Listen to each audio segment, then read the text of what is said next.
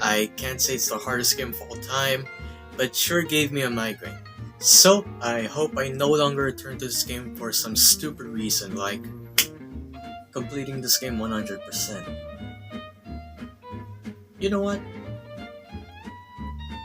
I think I might do that. But I think I might need a break to do that first. So, I'm going to be productive. I can't just sit here and talk about all things gaming. I need to make a living. Oh, hey, I made a mistake. Apparently a child bought the game and it showed Steve Harvey in bikini, so I guess this is a part where I talk about Xbox Live instead. Xbox Live, now known as the Xbox Network. Why? Is an online multiplayer gaming and digital media delivery service created and operated by Microsoft themselves for the Xbox. As Microsoft developed the original Xbox, online gaming was one of their main objectives for the Xbox strategy.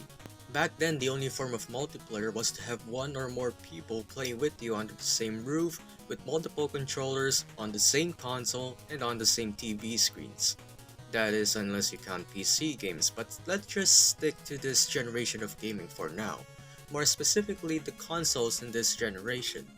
The Xbox Live was the second online gaming service to launch, and to have also lasted quite a while, with the PS2's online service launching first. However, the PS2 itself didn't initially ship with built-in network capabilities. Sega and Nintendo attempted to jump into this trend too, though their online services weren't as successful compared to the Xbox and PS2. SegaNet was an internet service geared for online gaming on the Dreamcast, which discontinued less than a year later after the console's release and shutting down its servers 2 years later. The GameCube barely had any games with internet functionality, half of which required either having to buy their official broadband or modem adapter to play games over the internet or games that have LAN support. Microsoft, however, hoped that the Xbox would succeed where others have failed. They want this online gaming service to not only allow for downloadable content to be downloaded quickly and stored, but also to make it possible for features like voice communication and the like.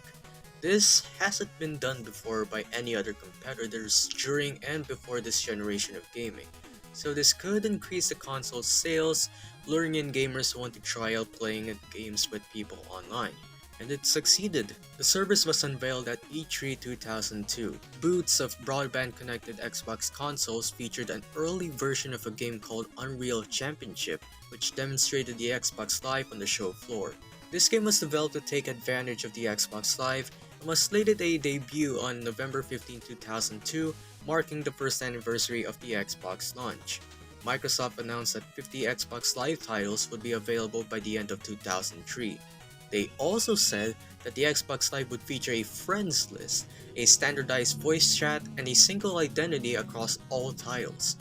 From that point on, any Xbox game that has internet functionality would have this label on both the cover art and the spine. However, games like Tom Clancy's Splinter Cell and Brute Force have this bubble instead on the cover art, implying that these games only feature downloadable content, but that eventually changed later on. One of the standout features of the Xbox Live was the Xbox Live Arcade, XBLA for short. It's a digital platform that launched on November 6, 2004, and it provides a collection of downloadable games. Think of it like a virtual arcade, offering players a library of games that cater to various preferences. Originally, the software was obtained by ordering it on Microsoft's website. It was sent via mail on a disc that also contained a free version for Mrs. Pac-Man.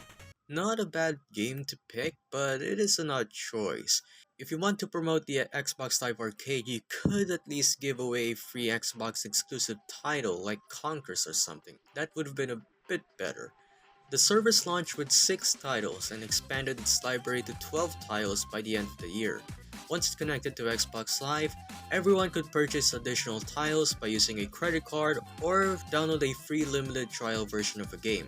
Most of these games were typically smaller compared to non-Xbox Live Arcade titles, but they were also pretty cheap, ranging from around $5 to $15. They often showed unique gameplay and artistic styles. Now, the Xbox Live Arcade games on the original Xbox were serviceable. They get the job done, but there really aren't that many to choose from since it only has like 27 titles. It's a nice little bonus at the time, but it gets better from there. First, let's talk about the online multiplayer. It's one of the defining features of the Xbox Live, being able to connect with players from different parts of the globe. This was a game changer as it transformed gaming from a localized activity to a global phenomenon. Let's zoom in on a specific game that played a pivotal role in the success of the Xbox Live, Halo 2. Released around 2004, Halo 2 was not only a critically acclaimed title, but also a pioneer in the realm of online multiplayer. This game offered a robust online matchmaking system that allowed players to compete in various modes, which marked a significant departure from the traditional split-screen and LAN party multiplayer of Halo Combat Evolved. While Combat Evolved established the core principles of Halo's multiplayer, Halo 2 took those principles and pushed them even further. The transition to online play revolutionized the way players engage with the game, offering a more accessible and competitive multiplayer experiences. And it's not just the online multiplayer. Halo 2 even introduced a wider array of weapons and vehicles, iconic maps, and innovative gameplay mechanics like dual wielding.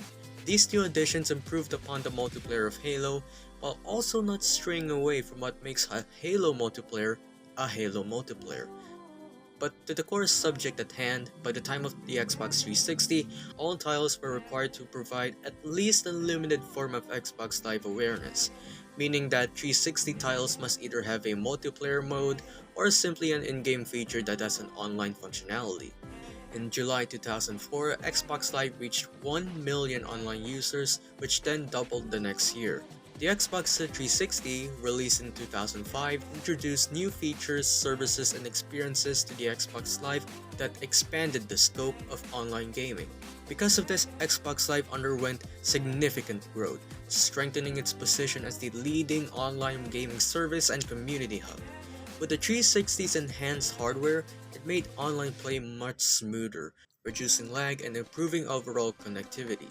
During this period, Microsoft introduced the Xbox Live Marketplace, a digital store that allows users to purchase and download games, add-ons, avatars, and themes, and the like. This paved way for downloadable content to become a major part of gaming that can enhance or even extend the life of some popular titles. Of course, Xbox Live is still there, but it flourished this time around. It now has a wider array of games, from classic arcade titles to indie titles. Games like Castle Crashers, Limbo, and Super Meat Boy became popular hits on the Xbox Live Arcade, which further establishes the service as a hub for unique gaming experiences. I had a lot of fun playing with these titles, even though most of them are either demos, require Xbox Live, or are just straight complicated for my underage brain. They have a special place in my heart for gaming. It's just that Xbox Live Arcade titles feel different than AAA titles, which are the kind of games I mostly played when I was younger. These games are much simpler to understand, and they have their own unique style to it, whether be it the art style or the gameplay itself. Now, I mentioned this during Christmas, but I'll say it again. I never played online. My parents were pretty strict with me playing with other people around the world, which is understandable. I was pretty young at the time and I'd always play Call of Duty, so if I did somehow get access to playing online, I don't think I could survive. And you know how COD lobbies were back then. Faggot. What do you want me to use? Faggot. You tell me what you want me to use.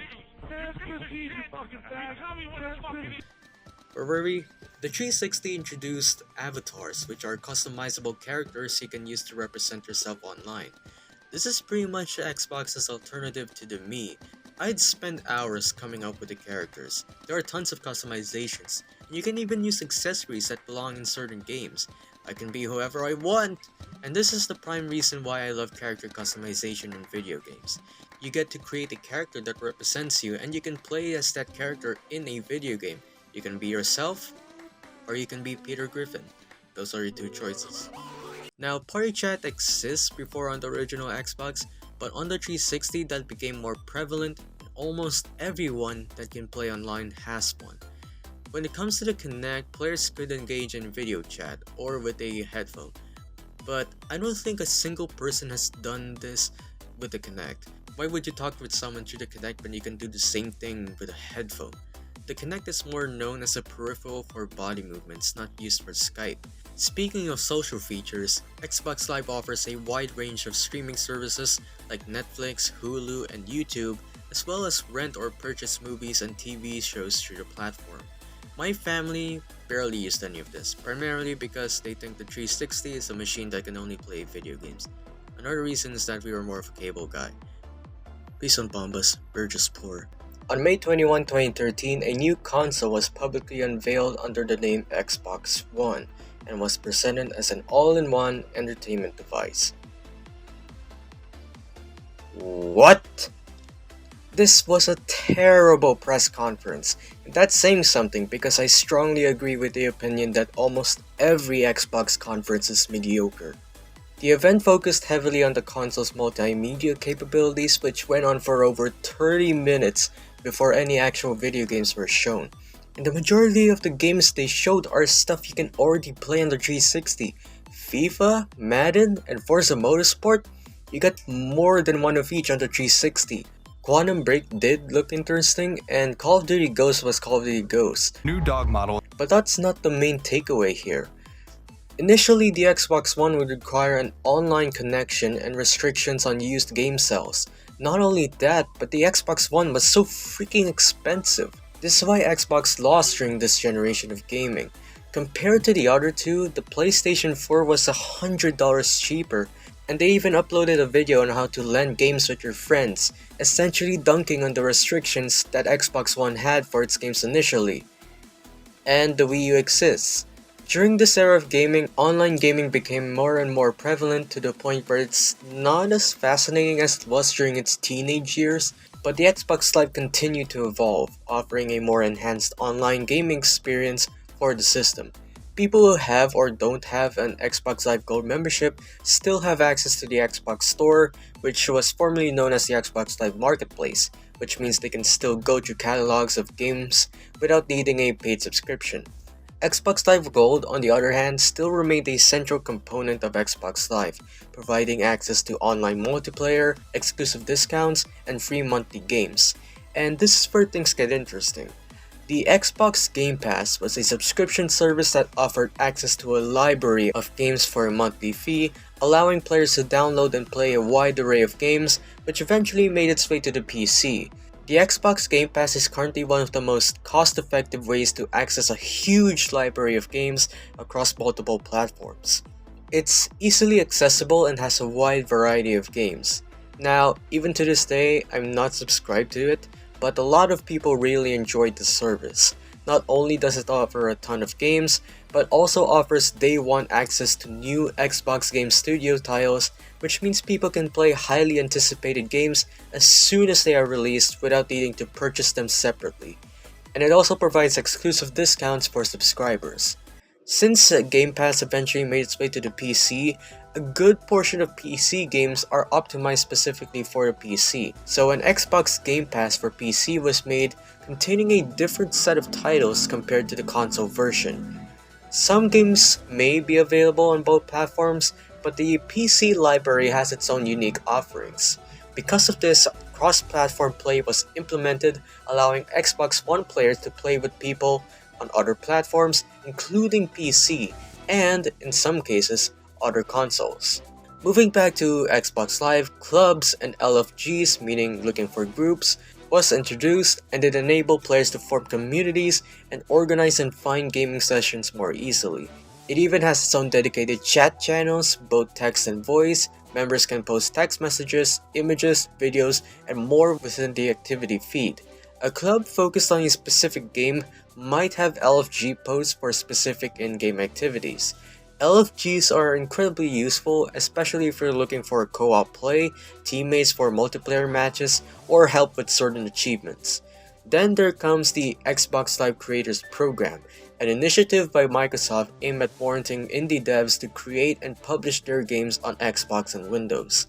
It encouraged developers to engage with the Xbox community and gather input to improve their games. And this was facilitated through features like clubs, for example. One of the key features of the program was that it allowed developers to self-publish their own games on the Xbox Store.